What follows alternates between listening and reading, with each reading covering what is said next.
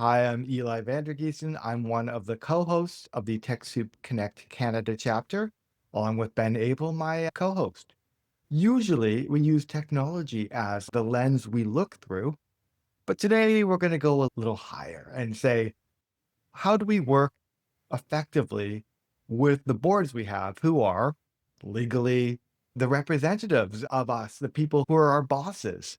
And so I'm super delighted that we brought in Becky to talk a little bit about the role of boards and what those jobs look like. How can we effectively work with them? There's going to be lots of chance for you to get deeply engaged in the conversation.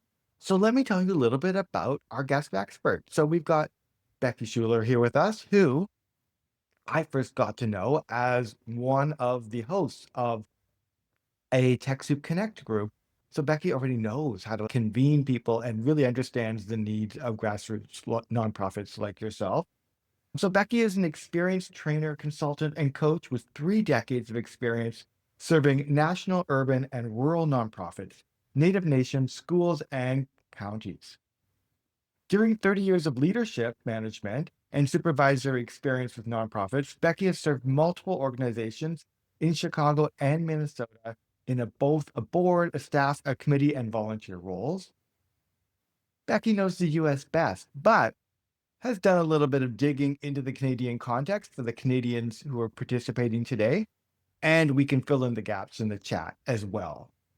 So, with that, I'm going to pass the mic over to Becky, who can give us a bit of an introduction to this event and also give us a bit of a grounding. It is my pleasure to be here today, and particularly my pleasure to be partnering with TechSoup Canada chapter. So, today we're going to talk about the individual board member's job description. And I am Becky Schueller. Please feel welcome to call me Becky.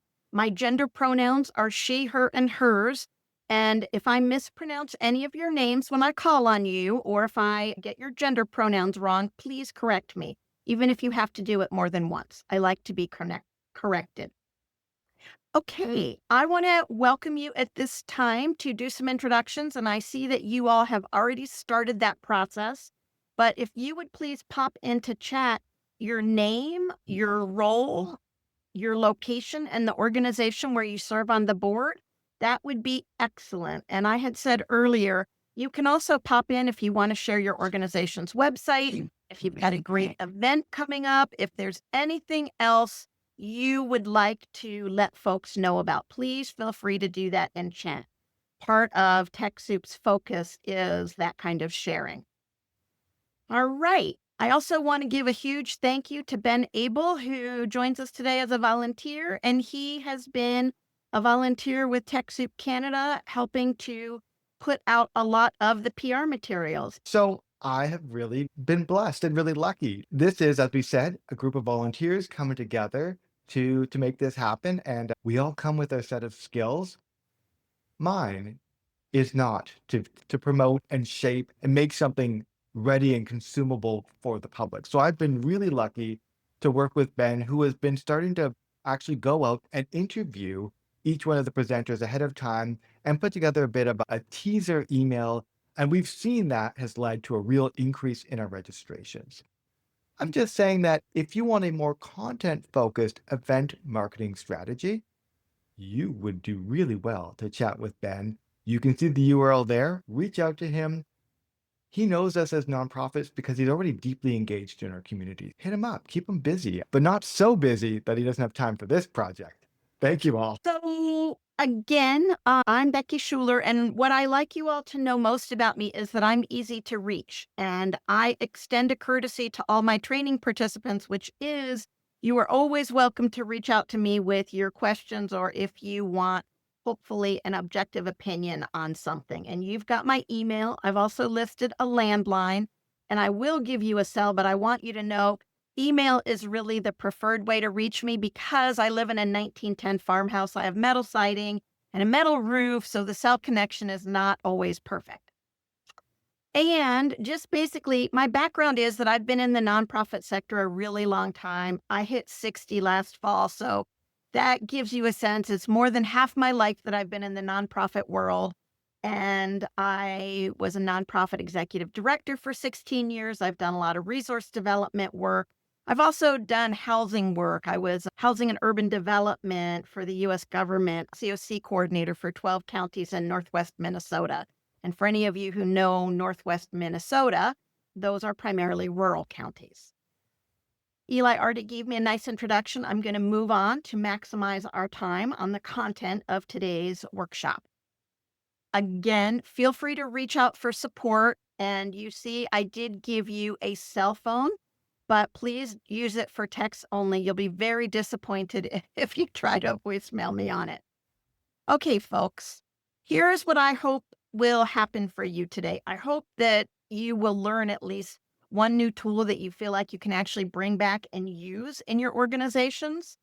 I hope you will hear a comment or read something in chat from at least one other person who you might wish to network with or learn from more in the future. And I hope that you will be taking back some questions that you might want to discuss with the board you serve on or the board for some of the volunteer organizations you're part of. And then I also hope that you will take a look at the resource packet that Eli has popped in the chat and that you will take away at least one new resource for your own continuing learning and professional development because we are in a world with a lot of disruption and a lot of change today. And so it is incredibly important that we continually be learning and growing. So, our agenda, and I just want you to know the agenda is a guide. We may or may not cover every slide. If there's a particular topic that you want us to cover in more depth, reach out in chat and let us know you would like another TechSoup Connect event where we focus more specifically on that topic. You are very welcome to request that. So, today we're going to talk just briefly about board legal responsibilities and board member expectations. We're going to do a quick dash through that just to set the context for our main topic, which is the individual board member's job description. And then I have included some slides for you in the PowerPoint on board officer roles and responsibilities, even though I'm not planning to cover them today unless something strange happens and we have a lot of extra time at the end. If you all are very quiet, we might cover them, but I don't want to encourage you to be quiet. I want you to just have them. They're very self-explanatory. And then I have a few slides on resources for boards, and we'll look at those. And I have a bonus offer for you if you stick it out till the bitter end. All right. So let's talk quickly about board legal responsibilities. And some of the board's responsibilities, which get fulfilled through the board's regular meetings. Some boards meet, of course, once a month, others might meet bi-monthly, others might meet quarterly. So the board holds legal authority for the nonprofit, meaning you are responsible for the nonprofit. And if something goes wrong, it is the board who regulators come to, not your executive director. And it's just important that boards know that. I say that not to be scary because most boards don't end up having those kinds of problems, but just because it's fair for you to know that. So, as a board member, you're accountable to the government for compliance with laws and regulations. And again, it's the board as a whole that the government looks to for this compliance. And the board is responsible for oversight and direction. So the board should call for and participate in strategic planning. And sometimes when new things happen, like there are major changes in government funding for nonprofits, maybe that's a time you want to revisit your strategic planning or have a specific retreat just to talk about that and what your options are. The board also oversees and evaluates the executive director. So the board really only has one employee, and that is the executive director. All of the other organizational employees are responsible to the executive director, not to the board. And so anything that individual board members want to ask a staff member for really should be directed through the executive director, unless the executive director has specified, here's who I'd like you to go to for these kinds of questions. And it is super important that you do this evaluation role annually, okay? Regardless of torrential rains and blizzards and plagues of frogs and snakes, you have to evaluate your executive director annually. And a lot of times we look for reasons not to do that because sometimes boards are uncomfortable with this role. But there are good processes to do this. So don't let that deter you. The board also approves and monitors the annual budget, the audit, and any governmental financial reporting. And the reason I highlighted any governmental financial reporting is because it's a little different in the United States and in Canada. And I know just enough about responsibilities in Canada to get me into a lot of trouble. So I'm so glad there are so many of you here from Canada today to correct me if I misstate anything. And I want you to feel very welcome to pop things in chat, correct me. I do not mind being corrected. I don't want to misstate anything. So, the board also has a governance focus. So, ideally, depending on the kind of board you are, boards which have staff are generally not involved in daily work, although there is an awful lot of work to go around, and sometimes boards help. But generally, the board is going to be doing its work through the development of policies, through reviewing reports, through supporting the executive director, through setting strategic direction. That's how it's going to govern. And then the board also ensures stakeholder and constituent representation. And I know we're used to hearing the word constituent in a political context, but I really like the concept of the board is accountable to its constituents, meaning the communities and the people it's here to serve, right? And I just really like that idea of that accountability and responsibility to people rather than to the organizational structure, right? And then the board also is there to uphold the public's trust and ensure ethical practices. And this requires high quality oversight. And there are luckily a lot of tools to help boards do that. And I hope that you will review your resource packet, and particularly for those of you from Canada, actually, those of you from the US will enjoy his blogs also. Read Grant McDonald's blogs and look at all of the resources that he makes available. So those are listed out on the Canada resources page, which is page 5 of your resource packet. I'm going to stop for a moment. Are there questions? Yeah, nothing has shown up yet in the chat, but certainly I would encourage people to keep on feeding your questions as they emerge into the Yeah. chat, and we'll circle back and pick them up. So you saw that I had referenced that government financial reporting. So for Canadian charities, the form that gets filed is the T3010, and it's filed with the Canada Revenue Agency within 6 months of the end of your organization's fiscal year. For US nonprofits, we file a Form 990 and we submit that to the Internal Revenue Service, and usually it's due within 5.5 months of a US organization's fiscal year end. So those are the two big reporting forms that we just need to monitor as board members. Okay. One of the things I was relieved to see is that a lot of Canadian attorneys and nonprofit consultants agree that Canadian and US organizations follow duties of care, loyalty, and obedience. So let's see. Jan Lambert, can I ask you to unmute? Would you read for us the duties of care? And can you see the screen okay to do that? Let me get it here. Care. Okay, care. Attend board and committee meetings.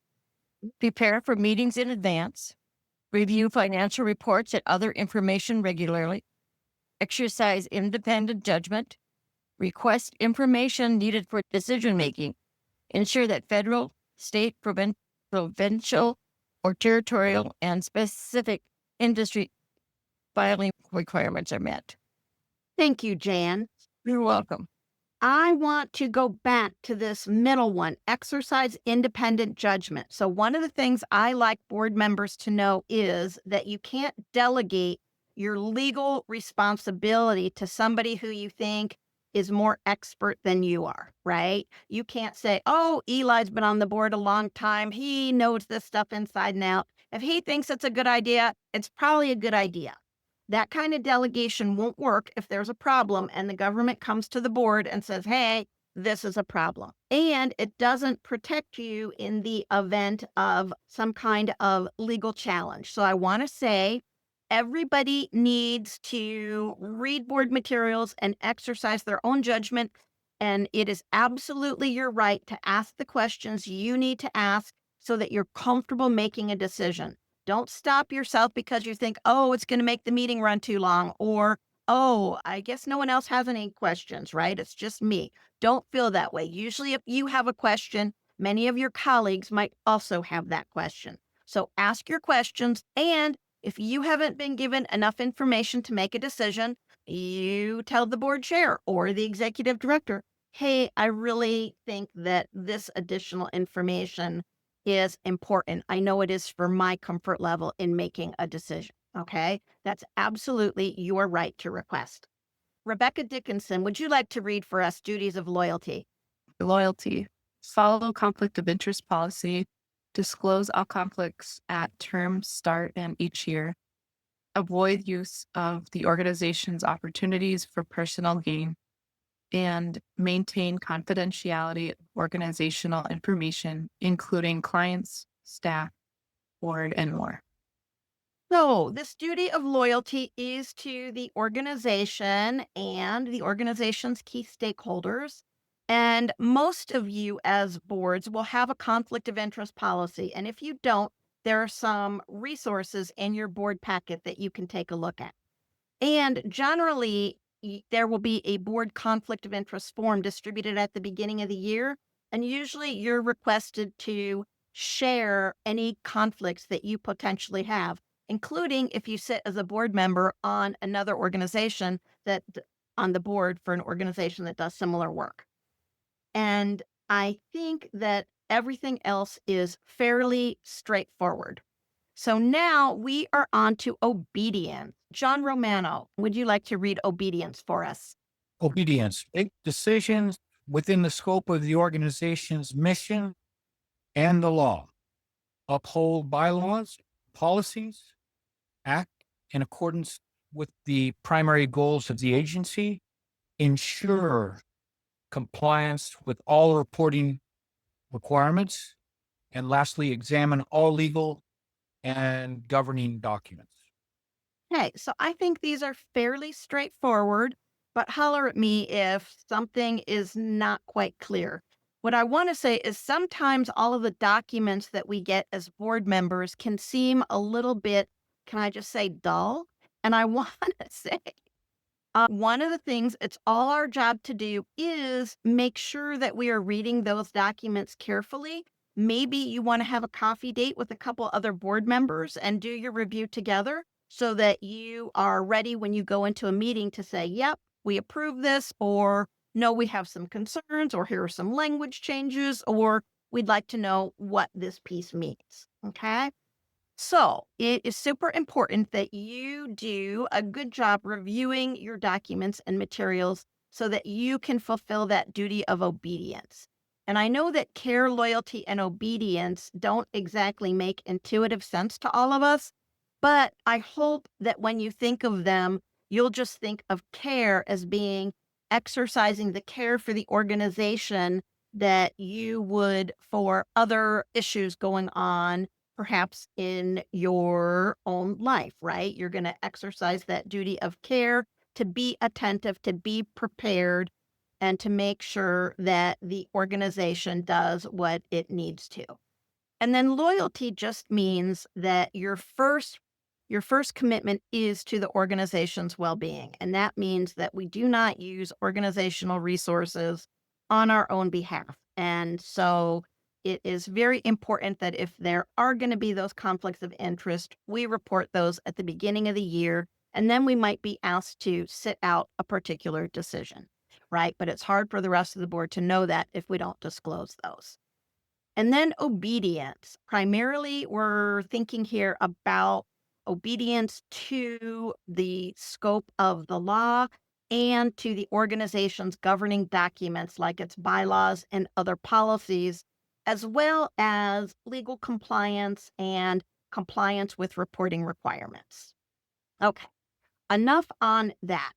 So, one of the things I want to point out is that there is such a thing as directors and officers liability insurance, and often boards will budget for this.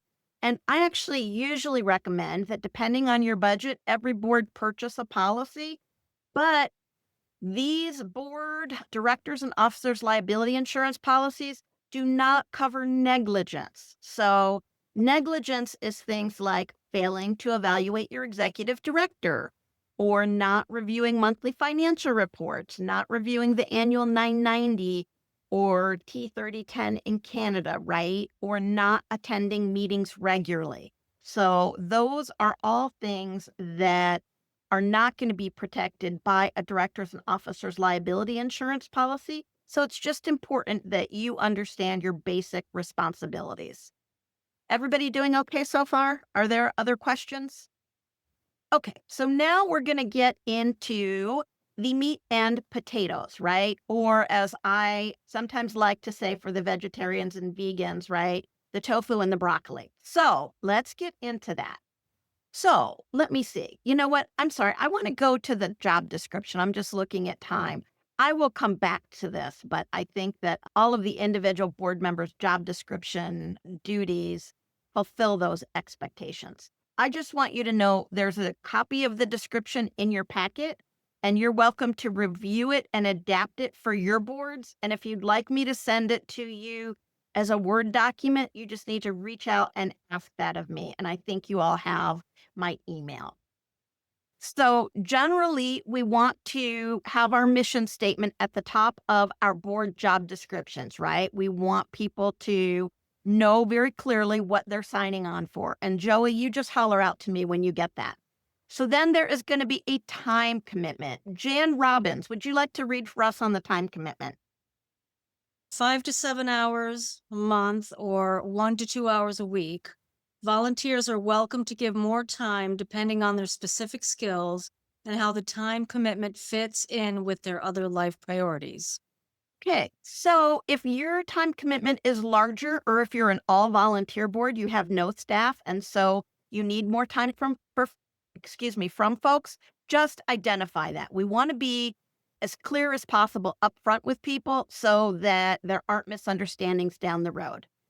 And Becky, then, yes, Project for Change is a local nonprofit, nonpartisan change group formed on building awareness, creating social opportunities, and enriching the quality of life for historically marginalized, disadvantaged, oppressed, and resilient Black and Brown communities through policy, accountability, and action. thank you, Joey. Again, we want to start with our mission statements at the top of our board job descriptions. All right, so then agreements that we request of board members. Let's see, Kelly, would you like to read the first bullet for us? Do not agree to take one on more than is reasonable for you at any point in time, to acknowledge directly and kindly when great organization ABC asks you to take on more than you think you can handle, given your life, your other life priorities and commitments. So don't just blindly sign on and say, yes, I can do all that. Be really clear if there are things that don't work for you. Okay, let's see. Anna with the POCO Foundation, would you like to do the second bullet? To inform the board if you find that you can't do something you've committed to. We know that life comes with surprises and unexpected events may arise with your family, your paid work, or other areas of life. So if something does come up, just let the board chair know as soon as possible and decide. Can you still continue on the board? Do you need to take a short leave of absence? Or is it just with a particular task or duty? But let folks know as soon as possible. Let's see. Paul Seal, would you like to read the third bullet? So third bullet under agreements we request to protect the confidentiality of clients, families served, other volunteers, staff, and organizational stakeholders. Okay. And so that means that what is learned within your board meetings can be shared, but what is shared in your board meetings stays in your board meetings, right? We don't ever disclose confidential information about the organization, folks we serve, or our staff, or other volunteers or board members. Okay. And then the final bullet, Lisa Rindle, would you read for us? Yes. The ability to meet the minimum time commitment described above and a commitment to inform the board if things change and you need to take a break from your volunteer commitment to Great Organization ABC. We welcome you back when your schedule allows. And we want to be flexible with people like that, right? Because life is very weird these days and lots of things come up. So we want to welcome people back if it becomes possible for them to rejoin us. Okay, so then there are some general values and experiences and commitments we see. Let's see. Lynn Brooks, would you like to read the first one? The great organization, ABC, mission and vision. Okay, and that is super important. People have to be on board with what we're trying to accomplish. And then Christopher Tucker, would you read the second bullet? Lived family or community experience with great nonprofit ABC focus area and related issues and or willingness to learn and grow in understanding and dedicate time to this. Thank you. So, not everybody comes in maybe knowing everything they need to about the communities and populations we're serving. And whereas we do like it if people can come in with some background, we also want them to have some commitment to learning more and learning and growing. Let's see. Nina, would you do bullet number 3? Okay. Kelly M., would you do bullet number 3? Practice attentiveness to welcoming new people into the organization and providing an active welcome, i.e., send a note or email, invite new board members to get coffee, to get to know them, practice allyship during meetings, etc. Okay. So everybody knows that when we join new groups and take on new responsibilities, sometimes we're a little excited, and at the same time, we experience some productive discomfort, meaning it's always makes us a little bit nervous. So we want to be very welcoming to new people, and we want them to feel connected. We want them to feel like they're part of a community that is working together. All right. Steve, would you do the fourth bullet? Interest in working collaboratively with a diverse group of volunteers, staff, and other organizational stakeholders. Tolerance for the productive discomfort sometimes involved in collaboration, i.e., multiple decision makers accepting input from many, a slower timeline for accomplishing priorities. Okay, so we just want people to know up front this is not going to work like a business, and there's a reason for that. Let's see, Gina, would you do the fifth bullet? Making positive communication a priority, including constructive feedback and raising issues, problems, concerns in a proactive way so they can be addressed within the great organization ABC. And generally, when I train boards, I recommend a document called a board designed alliance because how we treat each other in board meetings and outside them is so important. But we want people to enjoy coming to board meetings and not dread it because there's a person there who makes them so uncomfortable, right? We want to really all work together to make sure that we're working hard at that positive and proactive communication. Okay, let's see. Diana Hubbard, would you do the second to last bullet? Interest in and willingness to invest time in training and personal professional development to continue to learn and grow as a great organization ABC board member. I am going to go to Laura Turner. Would you do the last bullet? Commitment to proactively disclosing any relationships to prospective organizational employees, volunteers, and contractors.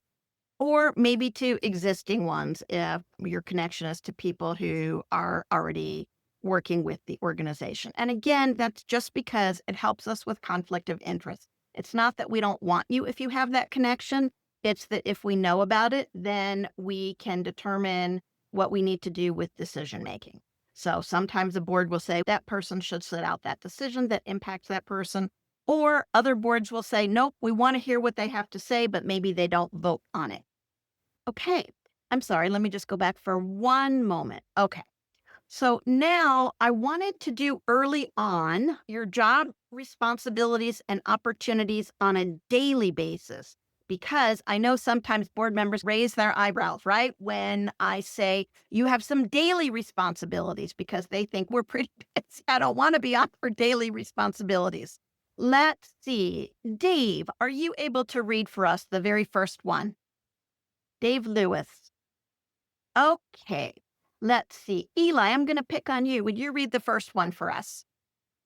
So visit Great Organization ABC's social media pages to see what's up and gather brag bites. Now, some organizations don't post daily, but it's still a good practice. And maybe if you've noticed it's been too long between posts, you want to give a heads up to the executive director and say, hey, you had such great things to report at the board meeting. It'd be great if they hit our Facebook or our Instagram or our LinkedIn, whatever the social media pages are that you all have decided on that the organization will use.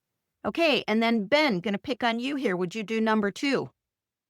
Share the great organization ABC story. Share posts and tag friends and colleagues in posts. Don't forget to add so inspired, excited, etc. to be a great organization ABC board member.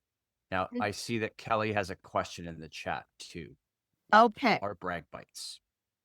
When you hear that the organization served 300 people in the last month, or when you see that the organization has opened a new program or service, or maybe they received a particular award, but you want to be able to share all the important things that the organization is accomplishing.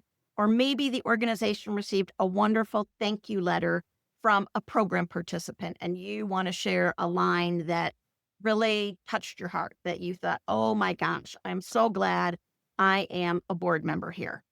And it is super helpful to collect those brag bites and to share them with others, because then your family and friends and colleagues know, okay, they have a benefit coming up. Kelly might be contacting me to ask me if I'd like to buy a ticket or whatever else you're going to request.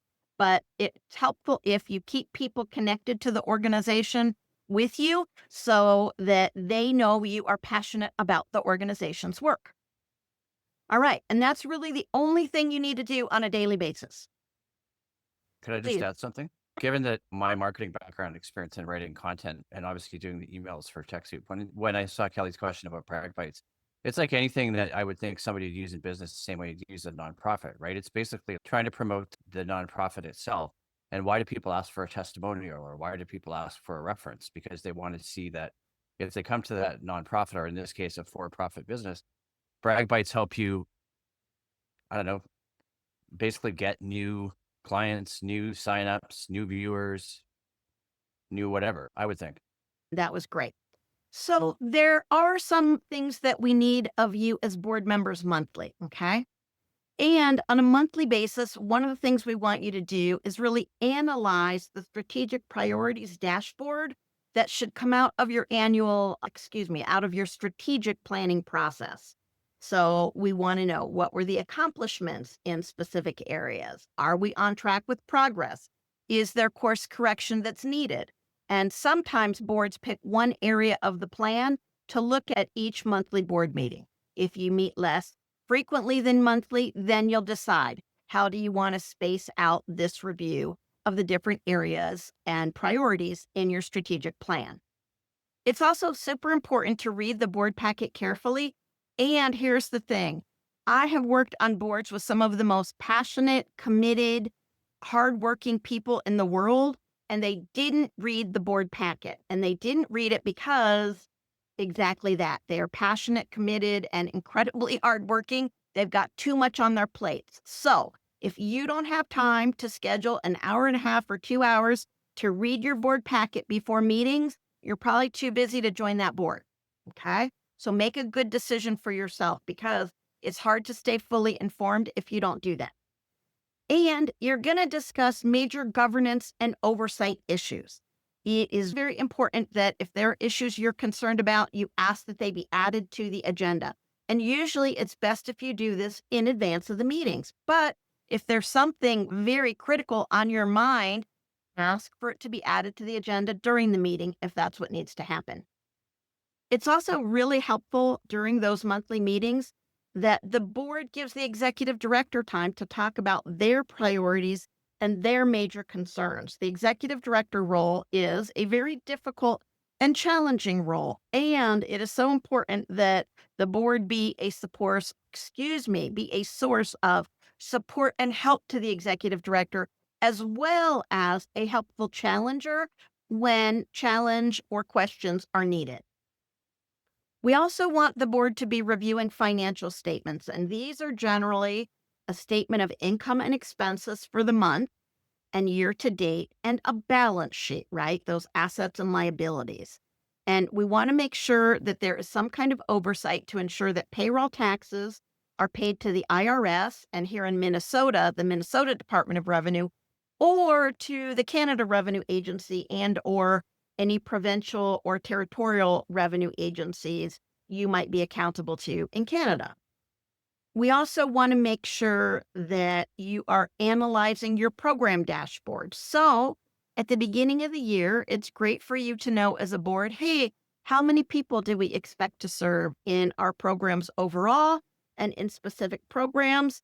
And during the course of the year and at board meetings, hopefully you're getting a program report that shows here's where we are. Here's how many people we have served today in our employment program, or here's how many people we've served today in our independent living program, right? And if you can benchmark some of the outcomes that have been achieved for clients. You also want to check in on your staff and your executive director's well-being. So you might just be keeping an eye out for, hey, how much turnover are we having? Do we seem to be getting a lot of grievances that come to the board and that kind of thing? And sometimes those issues indicate we need to step back and make sure that we have clarified policies and that we don't have organizational structure issues that are confusing people, that are generating tension and problems. You also want to assess your organization's resource development activities. So, where do you get your funding? Is it grants? Is it events? Is it from individuals and major donors, or maybe a combination of all of those? You want to make sure that the organization is doing appropriate reporting. And you, as a board member, want to make sure that if asked, you can help participate in some funder site visits. So sometimes before a foundation makes a grant award, they will come out and visit with an organization and ask questions. It's incredibly impressive to funders when a board member participates in that kind of a visit and has read the grant and is informed about the organization and can do a good job answering questions. But that level of support is always impressive to funders. All right. So now there are some annual job responsibilities and opportunities. Let's see, Susan Glenn, would you do number 1? Okay, I'm going to go to Marianne Vancura. Marianne, can you read the screen okay? And would you read number 1 for us? Yeah, let me. I know sometimes you are on cell phones and it's hard to read text on a small cell phone. Oh, yeah. Number 1, set strategic direction, review current strategic direction and thinking. So we don't want to get so far down into the weeds, into the details of the organization's work, that we forget to discuss our strategic priorities and that we forget to look at things on a bigger level. And then number 2, let's see, going to go to Pamela. Pamela, would you read number 2 for us? Okay. Sandra, would you read number 2 for us? Review organizational impact, performance, outcomes for the past year. How did we make a difference for our intended population? What differences did we make in the lives of our clients and community? Did we meet community needs?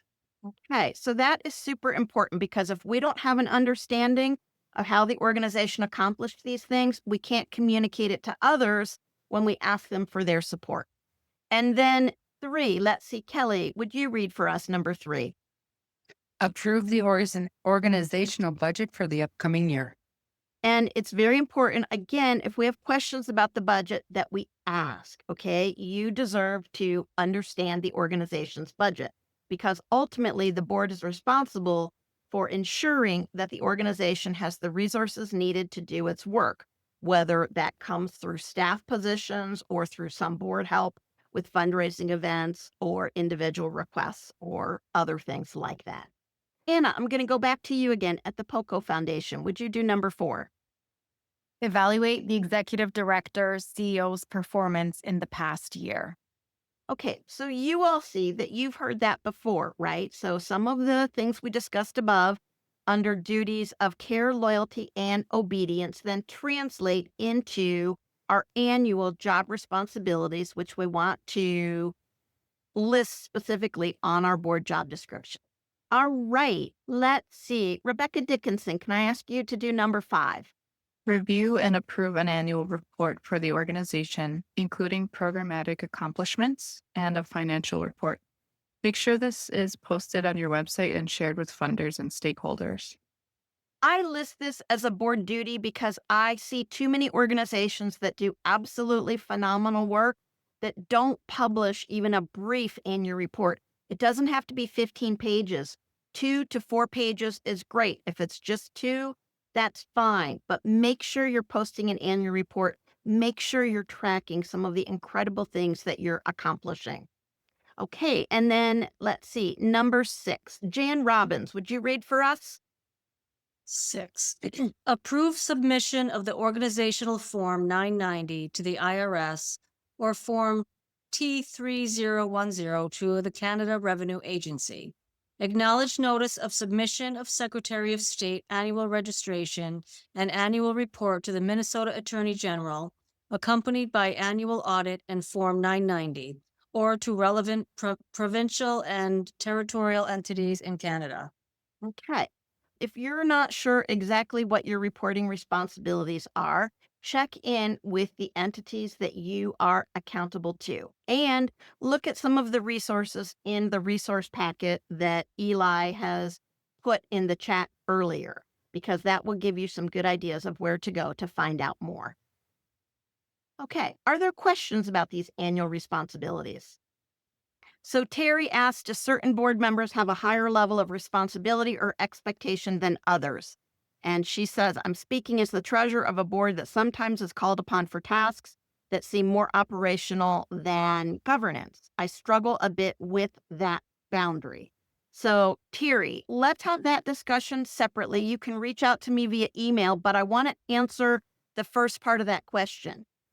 There might be a higher time commitment on the part of certain folks, like officers, and particularly a board chair or a treasurer, who do seem to bear quite a bit more responsibility than other board members, or more of the, actually, I should say, the hourly responsibilities. But in general, in terms of legal responsibility and liability, that is shared equally. The board shares that collectively, not individually, even though the workload sometimes is experienced individually, as you're seeing. Okay. And so then Chris is asking, should we be coming up with the annual budget or approving the budget put forward by the executive staff? So if you are an organization that has executive staff, it's a great idea to have staff draft that budget, and then the board should be fully informed about what the budget includes and should be asked to approve it a few years before the new fiscal year begins. Now, if you're an all volunteer board or if you have a very small staff, sometimes there is a board member or a few board members who will give a lot of extra help and support around tasks like budgeting. It just depends on the size of your board.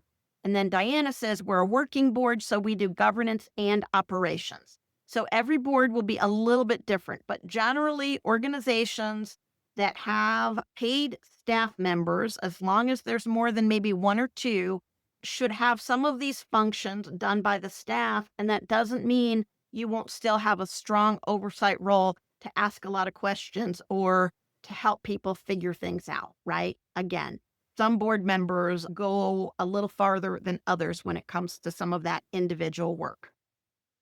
All right. There are a few more annual responsibilities. One of the things you want to do is exercise your oversight to ensure that state and federal reports are filed and that taxes are paid. And you can ask that this be noted in either the executive director's or the finance director's monthly report to the board. So a finance report doesn't just have to be an income expense statement and a balance sheet, right? There can also be a narrative report that says payroll taxes current as of March 31st, 2025, or whatever that timing is that you need to see. And we would love it if once a year there is a review of the board's work and that you're completing your individual self-assessment of the board's work, because we want boards to think about, hey, what did we get done this year? Did our work feel meaningful? Did we feel like we were working on the most important issues the agency, needs us for? And if not, then how would you like to course correct and do things differently in the coming year? And most organizations have an annual meeting that's usually identified in your bylaws. And a lot of times you will be electing your new board members at that event. So make sure that you've got the annual meeting in your calendar. Make sure that you're doing a good job as well as electing new board members and officers. Celebrate accomplishments and celebrate both client and program successes for the year, because it is that celebration of accomplishments that gives you the energy for all the hard things you need to do as board members. And make sure you give opportunity for staff and board to share stories about the year and do something nice to recognize your board and staff members. And then you want to make sure that your bylaws are current, that they're relevant, and that they remove barriers to conducting board business. So if your bylaws don't give you explicit permission to hold meetings via Zoom, maybe you want to add something like that. You also want to make sure that you are thinking about what you need to learn as an individual board member and any learning you think the board needs as a whole. And ideally, if your organization has a budget for this, you budget a little bit of money for ongoing board training and development. And there are some good free resources that I'll point out to you on the resource slides that you can access for this. And then I also want to just say, even though we as board members really dislike this process, it is our job to make sure that we have an executive succession plan, or process in place for planned transitions and also emergencies where we might lose our very valuable executive director. You don't want to be caught by the seat of your pants when this happens. And lots of things are moving in the world today. So you never know when somebody might end up leaving a position they love because their spouse lost a job or had to relocate or that kind of thing. All right, folks. There are also some ongoing responsibilities that we want to think about. So basically, we want you to be a role model, knowing that you're a role model 24/7, 365 days a year for your organization. And we want you to be an ambassador for your organization. So we want you to have your 2-minute elevator pitch ready where you can tell people why you're on the board for great organization ABC and what you value most about their work. We want you to, again, support your executive director or CEO. Ask how she, he, or they want to be supported. We want you to make a financial contribution in any amount that is comfortable for you. What's most important is that your executive director be able to go to foundations when they ask and say, yes, 100% of our board gives to the organization. But every individual board member makes that decision based upon their financial comfort and their family's well-being. We do want you to attend organizational events and fundraisers and meetings, maybe not every single day of the week, but we want some board members to be at each of these events. We also want you to participate actively in both board and committee meetings.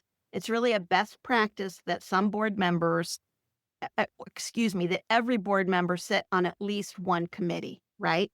It doesn't matter which committee it is. You're going to decide that in conjunction with the rest of the board, but we want there to be board participation on committees. And then we want you as board members to invite individuals, businesses, institutions to support and attend events, maybe to serve on the board when you need new board members, and to learn more about the work of the organization you represent. Don't forget to share the organization's annual report. Usually that's a great tool to help people get oriented. Okay, so I'm going to stop. Your thoughts and ideas. What would you add or change to this board job description? What would you add or change? This is John. obviously the conflict of interest would be a separate document in of itself, and it would represent a policy. Right. Now, my question has to do with this. Is there such thing as a templated policy, conflict, a policy? Is that Yes. something you take off? Yes, there are many. And I think I have given you a site in your resource packet that I prepared. And if you don't see it, reach out to me via email and I'll make sure to get it to you. I'm also pretty sure that Grant McDonald in Canada with Good Governance has also prepared a template, and his resources are on the Canada resource page, which is page 5. But yes, there are templates for you. You can also reach out to another organization you know of and say, hey, do you have a good conflict of interest policy? Could we get a copy? Lots of times organizations are in this collaborative world where we share documents pretty freely. And a conflict of interest policy shouldn't be so personal that there's any reason it couldn't be shared easily with other organizations. Others, that was a good question. Others. Anybody feel like it was overwhelming or anything wasn't clear? Okay, so we will go ahead and move on. Your homework is to look at these slides with the officer roles, okay? And what I want you to do, if you need to, is schedule time to review and discuss them and edit these at your next board meeting if you don't already have job descriptions for your board officers, because it's appropriate to have specific job descriptions for each of the officer roles, so that people know in advance what the commitment is. So you see there's a board chair's responsibilities, the vice chair, the board treasurer's responsibilities, the board secretaries, and again, you have these slides. And now I'm going to end with board resources. So I hope that you will make a coffee date with yourself to review the links in your resource packet. And again, I just want to point out there are resources for Canadian organizations on page 5 of that packet. So, a few organizations that I like to always suggest as resources for boards are Propel Nonprofits. Note that you can sign up for their newsletter. Blue Avocado, again, you can sign up for their Stay Connected free weekly email, and then Board Source. Board Source, Blue Avocado, and Propel Nonprofits have tons of free resources. They also have some that you have to pay for, but many of them are free and they're excellent resources. So subscribe to them and regularly review their publications. And then there are some general resources for budgeting, and the 2 additional ones I've listed are the Minnesota Council of Nonprofits and the National Council of Nonprofits. Whether you're in the US or Canada, you will see very excellent advice on budgets and finances, and a lot of their information is on their websites. So there should be no reason you can't access it remotely. They also offer conferences and training. Okay, I'm going to stop and just open it up to questions. And while we do questions, I also want to just invite you, pop in the chat. Do you have a quick community update? I can model that to start off. Hi, it's Eli here in Vancouver. I think lots of the templates, like things around conflict of interest, there's actually some great templates that have been vetted by a team of lawyers. It's Law for Nonprofits. It's focused primarily around Canadian nonprofits, but a lot of it is stuff you could probably use in other contexts. I'll drop that link into the chat. Grant McDonald in Canada also has wonderful templates. And again, a lot of it is going to be transferable to organizations in the US. Thank you for that additional resource, Eli. That sounds like a really good one. Others, something you want to share about your organization, or is there a resource you want others on the call to know about? So while you're thinking about that, I'll just also say, so this was a really quick dive, right? It's hard to believe the hour has already passed. So if there's something you had wanted to know more about or something you want to discuss more, pop it in chat and let us know, hey, we'd like to do another TechSoup Connect event around XYZ topic, whatever it is. Let us know if there are other things you have questions about or other things you're wanting to understand more. Or maybe you want us to go back and do a deeper dive into those board officer roles. Please feel free to let us know what else would be helpful to you. Okay, folks, I told you if you stayed to the bitter end, I would make you a bonus offer, and here it is. I am offering a workshop called Strategic Thinking and Direction to Optimize Purpose and Impact. And it is on 3 different dates. I'm offering you a very special rate since you sat through this training today. It's $10 a participant, okay? And if you sat through this today, or if you have board members or others, executive management staff, you'd like to have attend, you're welcome to register them for $10. I just need to know that, yep, you attended today. So if you gave us an introduction in the chat, we'll know that. Okay, folks, don't forget you're always welcome to reach out for support. And I'm going to formally let us close in just a minute, but I want to say I'm not in a hurry. So if there are additional questions that you want to ask, please feel free to ask them. But those of you who have other meetings and things you need to get to, please feel welcome to go without guilt. So you can see that being a board member can be hard work, right?